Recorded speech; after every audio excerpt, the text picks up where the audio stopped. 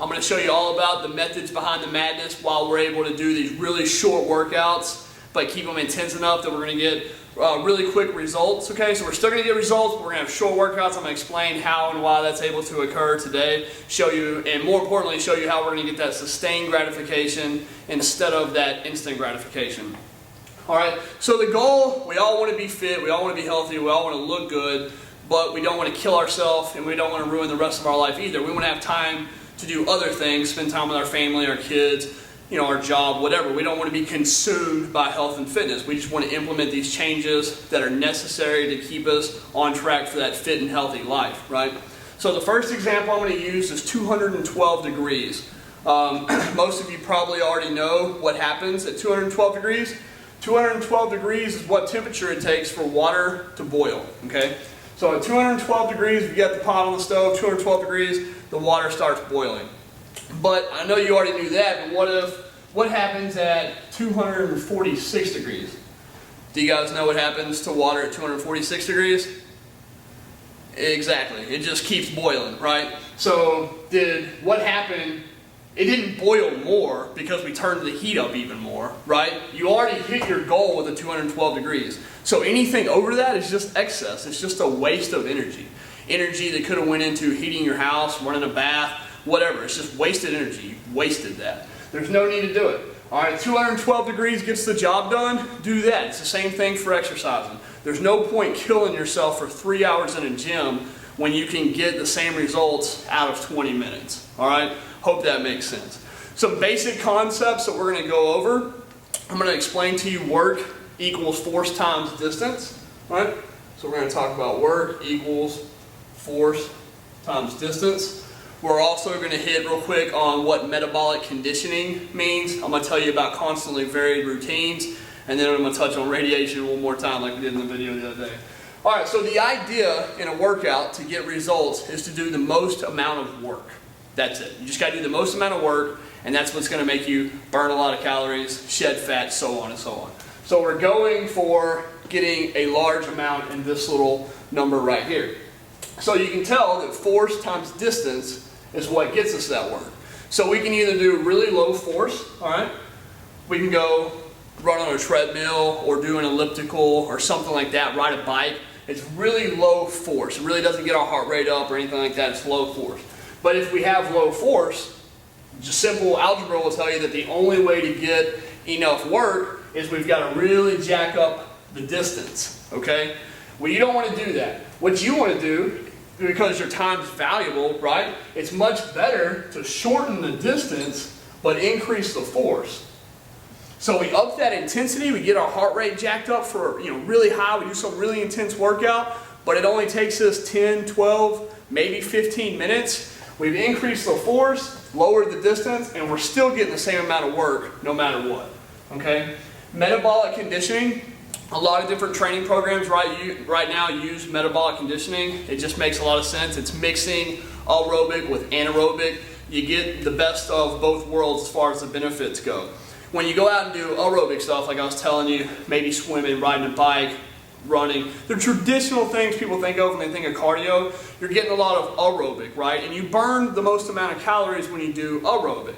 But if you can combine in that anaerobic capacity, getting those muscles involved, jumping, squatting, doing a burpee, get that anaerobic capacity, well, that enables you to burn the most calories when the workout's completed. So after the workout, you're still burning calories. Well, if you take both of them, if you take aerobic and anaerobic and mix them into one workout, that's basically what metabolic conditioning means. You're mixing both those, you're getting both of the benefits, you're putting it all into just one really intense workout and burning through it as fast as you can. Variation. The worst thing you can do is have one workout and you do it every day. You have your Monday workout, your Tuesday workout, your Thursday workout. Your body gets used to the workouts and you stop getting results. You might see results really quickly at first, okay? But then your body just gets used to it and you stop seeing results. And that's the problem with a lot of people who go to the gym and they just have their back day, their bi day, their tri day. They eventually stop seeing results. And the same thing when you order some kind of DVD set or something like that, and it might be a 3-month or 6-month program, but really you've only got 12 workouts and they just keep repeating. Eventually your body's just going to get used to those workouts and you're going to stop seeing results. So you want to constantly vary your workouts absolutely as much as possible. You still need to go run, but that's not the only thing you need to do. You just need to throw it in every now and then. You need to do the squats, the push-ups, the burpees. Everything you can think of, mix it together, completely randomize it, and keep your body guessing, and you'll never hit those plateaus. You'll continue to see really good results as you go through there. So I'm not going to spend too much more time on that, because just like I told you with the nutrition piece, you don't have to understand radiation, understand how a microwave works. It's nice to know how it's getting heated up, but you really don't have to understand that. All right, so you already know that our workouts never last longer than 20 minutes. They're always 20 minutes and shorter. If you go in and you get to where you want to get on a workout program where you're going to try to lose weight by bikini season and you start killing yourself in the gym for 2, 3, 4 hours a day, how long can you really sustain that? You just can't. You don't have the time, especially as you start getting jobs and you got families, you got to tend to your families, your kids, this, that, and the other. You just don't have time to go spend 2 or 3 hours in the gym every day. Okay, so if you do that, you might see really good results. If you go to the gym for 3 or 4 hours a day, you're going to see really good results until one of two things happens. One, you're either going to get burnt out and you're just going to stop doing it altogether because you can't keep doing that for a long time, which is what I care about. And two, you're either going to get injured or something like that because your body's just not meant to take that rigorous training for that long. So you're either going to get injured or you're going to get burnt out. One way or the other, you're just not going to be able to continue doing it for a long period of time. All right. So there's 3 main reasons on why we're able to keep our workouts 20 minutes and lower. Okay, one, and the one I just went over, is this work equals force times distance. I just showed you that. We're really getting the same amount of work as somebody who goes and spends 2 hours on a treadmill because the intensity just wasn't there. They had to do the distance. They had to spend 2 hours on a treadmill. Up the intensity, shorten the workout, right? And then 2, you all remember the 3-pillar speech where you had one piece of the puzzle here, one here, and one here. When exercise isn't your only means to the end to get to your weight loss goals, you don't have to be as intense about it because you're helping yourself out with the nutrition. You're not killing yourself in a workout and then going and ruin it by eating bad. You're also eating relatively well, and you're throwing in those lifestyle tips that we're going to get into in week 3. So you just don't have to kill yourself in the workouts. And the third main reason is the afterburn effect. Now I'm going to go over 2 other concepts that you've never really heard before. I'm going to tell you about our little slider system here I got set up for us right here, and the afterburn effect. And these 2 are also going to tell you how and why we're able to keep our workouts so short. So the perfect split for this whole theory should really be 60% nutrition and supplements. So you got 60% nutrition and supplements, 30% of it is exercise, and 10% of it is lifestyle.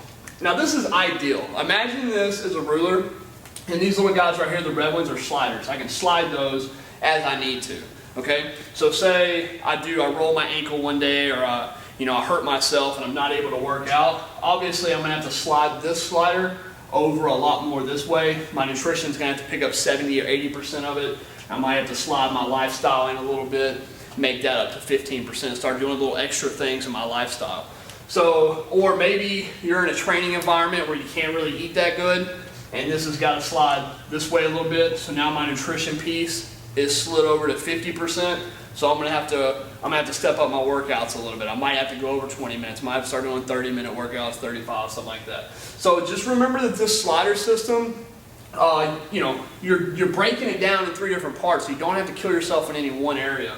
And this is another reason we're able to keep our workouts relatively low in time and still get dramatic results, because as you can see, the ideal model that we want to go for, 30% of what you're doing to hit your overall goal isn't really that much. So if you do 4 workouts a week, hitting that, with the warm-up and ab station and everything included, 35, maybe 40-minute workout, that's more than enough. You're well on your way, and plus that's such a short workout that you can continue doing that for a year, 2 years down the road, and then you can be fit and healthy and happy for the next 20 or 30 years instead of just trying to do some crash workout program to get ready for bikini season. This is sustainable. Everybody can find 30 minutes in their living room a day to knock out these workouts. So it's going to keep you going long term.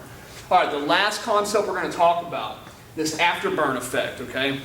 That's what I was telling you about a minute ago with the anaerobic capacity. When you start getting those muscles in there, when you start adding push-ups, if you've never done that stuff before, if you've kind of stuck just to the main cardio and you wonder, why am I not losing weight? I walk on the treadmill for 3 hours a day and I'm just not losing weight. Well, it's probably because you didn't have this afterburn effect. And let me explain this to you.